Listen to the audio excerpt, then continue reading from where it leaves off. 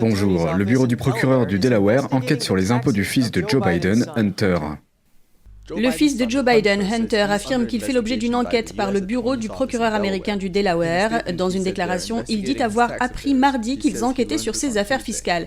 Le fils Biden dit qu'il est convaincu que l'enquête montrera qu'il a géré ses affaires de manière légale et appropriée, y compris en faisant appel à des conseillers fiscaux professionnels. L'équipe de Joe Biden a déclaré que l'ancien vice-président est profondément fier de son fils qui s'est battu dans des situations difficiles pour en ressortir plus fort. Le mois dernier, 2 sénateurs républicains ont publié plus de détails sur les accords commerciaux de Hunter Biden à l'étranger. Il s'agissait notamment de liens présumés avec le Parti communiste chinois et le gouvernement russe. Parmi les nouvelles découvertes, citons les millions de dollars envoyés par une société basée à Shanghai, étroitement liée au régime chinois, à l'un des proches associés de Hunter. En octobre dernier, l'ancien associé de la famille Biden, Tony Bobulinski, a affirmé dans une interview à Fox News que Joe Biden et sa famille sont compromis par la Chine. Le New York Post a également avancé des allégations contre Hunter au sujet d'activités à caractère scandaleux, des allégations fondées sur des messages, des courriels, des photos et des vidéos provenant d'un ordinateur portable qui serait celui de Hunter.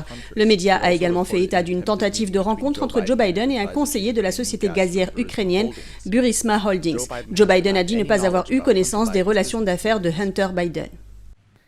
L'avocate Sidney Powell demande un réexamen d'urgence dans le Wisconsin après qu'un juge a rejeté son action en justice contestant les résultats des élections dans le Wisconsin. Sidney Powell affirme qu'elle n'est pas surprise de la décision du juge de rejeter son action en justice dans le Wisconsin. Dans un courriel au journal The Epoch Times, elle a écrit « Nous allons demander un réexamen d'urgence. On dirait que tous les juges répètent une pièce écrite par le Comité national démocrate. Ils se rendent délibérément aveugles à la plus grande fraude de l'histoire. » Elle représente un électeur présidentiel républicain. Le procès cherche à décertifier et invalider les votes irréguliers. La juge fédérale Pamela Pepper a rejeté son cas mercredi 9 décembre. Elle a écrit « Les juges fédéraux ne décident pas qui est le président dans ce pays. Certains se demandent alors pourquoi les plaignants sont venus en faire la demande à une juge fédérale. Après une semaine de litige, parfois étrange et souvent houleux, le tribunal n'est pas plus près de répondre au pourquoi. La juge Pepper a déclaré que le plaignant n'a pas la capacité juridique de porter l'affaire devant les tribunaux. Elle dit également que puisque le Wisconsin a déjà certifié et transmis les résultats, l'affaire n'a pas de substance.